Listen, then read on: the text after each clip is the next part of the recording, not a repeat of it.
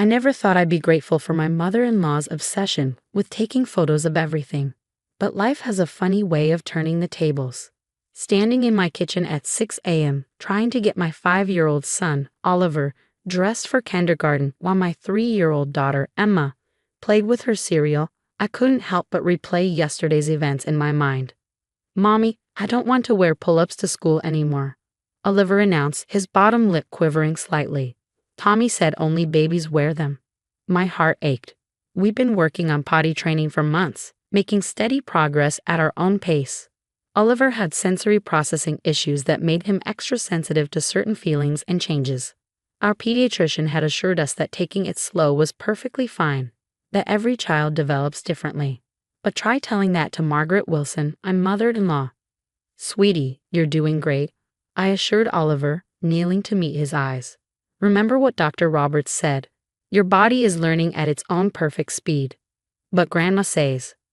"Oliver, honey, go brush your teeth," I interrupted gently, not wanting to hear whatever Margaret had been filling his head with during her last visit. As he trudged off to the bathroom, I felt my phone buzz with an incoming text. It was Margaret. "Coming over for dinner tonight. We need to discuss Oliver's situation. This has gone on long enough." I showed the text to my husband, David, when he came downstairs. He sighed, running a hand through his dark hair. "Mom means well, Sarah. She's just worried." "Worried?" I tried to keep my voice down, as Emma was still finishing her breakfast. "She's been undermining us at every turn. Last week she told Oliver's teacher that we're neglecting his development." David winced. "I'll talk to her." But I'd heard that promise too many times before. In the 3 years since we'd moved closer to his parents, Margaret's interference had grown from occasional suggestions to constant criticism. Nothing I did was ever good enough for her precious grandson. The day dragged by at work, my stomach churning with anxiety about the upcoming dinner. When I picked up Oliver from kindergarten, his teacher, Ms. Patterson, pulled me aside. "Mrs. Wilson, your mother-in-law called again today," she said apologetically. "She wanted to know if Oliver had any accidents." I told her that's confidential information, but she was quite insistent. I closed my eyes, mortification washing over me. "I'm so sorry. Please don't give her any information about Oliver. She's not authorized to receive updates about his school day." By the time evening rolled around, I'd received 3 more texts from Margaret asking about Oliver's bathroom schedule. I was about ready to throw my phone out the window when the doorbell rang at exactly 6 p.m. Margaret swept in like a queen entering her court, designer handbag swinging from her arm. Behind her, my father-in-law, George, shuffled in quietly. He'd learned long ago to stay out of his wife's way. "Where's my precious boy?" Margaret called out, ignoring me completely as she headed straight for Oliver. "Come give Grandma a proper hug." Oliver ran to her, and I watched as she made a show of checking his pants. "Still in pull-ups, I see," she said loudly, clicking her tongue. When David was his age, he was fully trained. Must be the modern parenting methods. I bit my tongue, reminding myself that engaging would only make things worse. David emerged from his home office, greeting his parents with hugs. "Mom, Dad, thanks for coming. Sarah made lasagna." "Oh?" Margaret's eyebrows rose. "Store-bought sauce, I assume." "Actually," I started, but David cut me off. "Let's eat while it's hot," he suggested, ushering everyone toward the dining room. We'd barely gotten through the salad course when Margaret cleared her throat dramatically. "I've been doing some research," she announced, reaching for her oversized handbag. "About children who aren't properly potty trained by Oliver's age." My fork froze halfway to my mouth. David shot me a warning look, silently pleading with me to stay calm. "The statistics are quite alarming," Margaret continued, pulling out a stack of printed articles. "Developmental delays, social isolation, potential psychological damage." She paused for effect, making sure she had everyone's attention. "That's why I've taken matters into my own hands." With theatrical timing, she reached into her bag again and pulled out a large package of adult diapers, dropping them on the dinner table right next to the garlic bread. "Since you can't properly potty train my grandson," she announced, staring directly at me, "maybe these will help. They go up to adult sizes, so he can wear them as long as needed." The silence that followed was deafening. Emma stopped eating, her big eyes moving between me and her grandmother. Oliver's lower lip started trembling. David sat frozen, his face pale, while George suddenly became very interested in his water glass. I felt something inside me snap. Not because of the diapers. They were just the latest in a long line of passive-aggressive stunts. No, what broke me was the look on Oliver's face. Shame, confusion, and hurt all mixed together. That's when I remembered the photos. The ones Margaret had accidentally sent to our family group chat last week before quickly deleting them.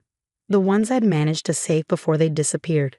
The ones that would show everyone exactly who Margaret Wilson really was. My hand moved toward my phone, and for the first time that evening, I smiled. Oliver, Emma, why don't you two go play in the playroom for a few minutes? I kept my voice steady, not wanting them to sense the tension crackling in the air. Daddy will bring you both desserts soon. Once the children were safely out of earshot, I stood up slowly, my phone clutched in my hand. Margaret was still sitting there with that self-satisfied smirk, probably expecting me to break down crying or storm out of the room like I had so many times before. Not tonight. You know, Margaret, I said, walking over to the smart TV mounted on the dining room wall. It's interesting that you're so concerned about proper parenting. I started connecting my phone to the TV's display, especially given your own methods. Her smirk faltered slightly. What are you talking about? Last week, you accidentally shared some interesting photos in our family group chat. I continued, pulling up my saved photos folder. You deleted them pretty quickly, but not before I saw them. I thought everyone might be interested in seeing them too. Margaret's face went from smugly superior to ghost white in seconds. You wouldn't dare. The first photo appeared on the screen. Margaret at her country club's charity gala 3 weeks ago, clearly intoxicated, wearing a stained cocktail dress and yelling at a waiter.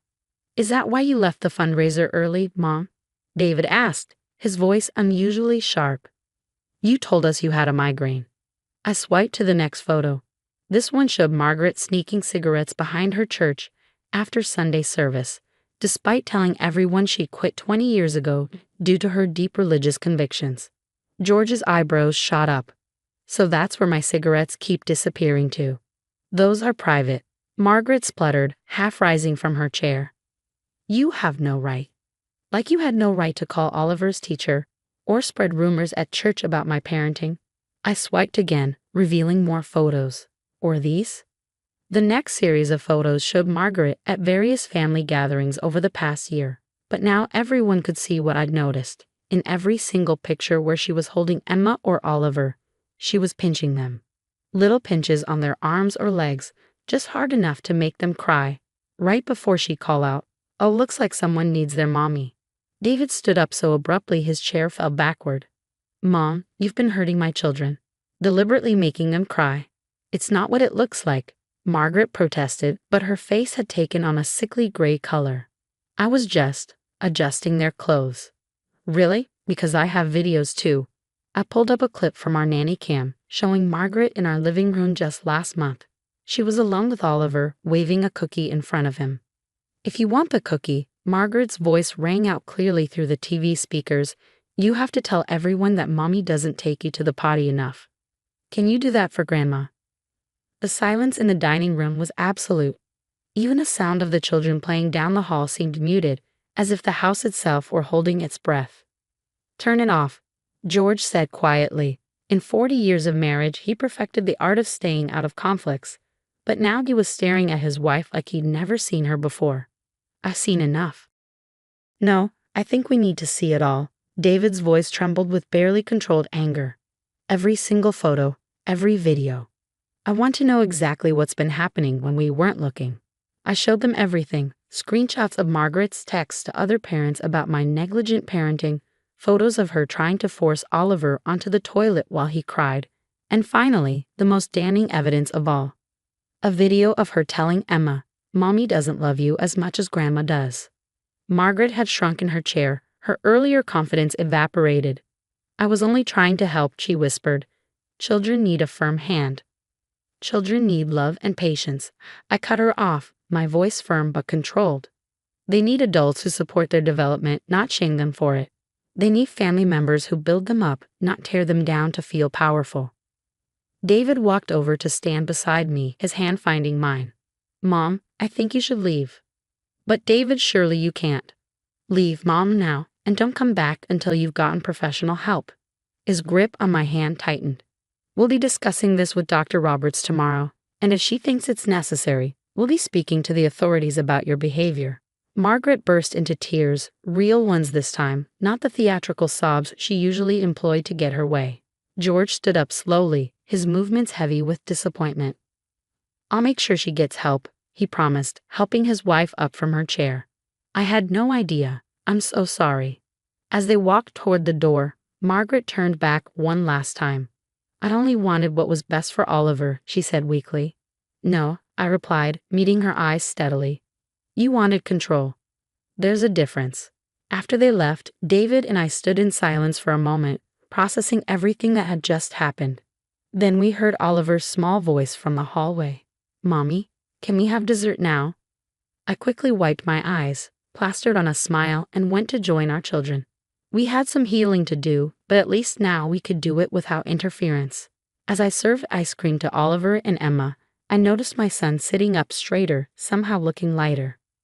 Mommy, he whispered, does this mean Grandma won't make me feel bad about pull-ups anymore? I hugged him close, my heart breaking and healing all at once. No, sweetheart, never again. 3 months have passed since that night, and our family has changed in ways I never expected. The morning after the confrontation, David and I took Oliver and Emma to see Dr. Roberts, who recommended a child therapist to help them process their experiences with their grandmother. You did the right thing, Dr. Roberts assured us during that first visit, reviewing the photos and videos we brought. What Margaret was doing is a form of emotional abuse. Children need to feel safe and supported, especially during developmental milestones. Oliver's progress since then has been remarkable. Without the constant pressure and shame from his grandmother, he's naturally grown more confident. Last week, he proudly announced he was ready to try regular underwear at school. You know what, Mommy? He said while we were getting ready one morning, I'm not scared of accidents anymore. Ms. Patterson says everybody has them sometimes, and that's okay. The change in Emma has been just as dramatic. My usually quiet 3-year-old has become more outgoing, no longer looking over her shoulder for critical comments or unexpected pinches. She sings while she plays, laughs more freely, and doesn't flinch when someone reaches out to hug her. David has been going to therapy too, working through his own complicated feelings about his mother's behavior. I should have seen it sooner, he told me one night after the kids were asleep. All those times she made them cry, and I just assumed they were being difficult. I let her hurt our children because I was too scared to stand up to her. We both missed things, I replied, squeezing his hand. But we're fixing it now. That's what matters.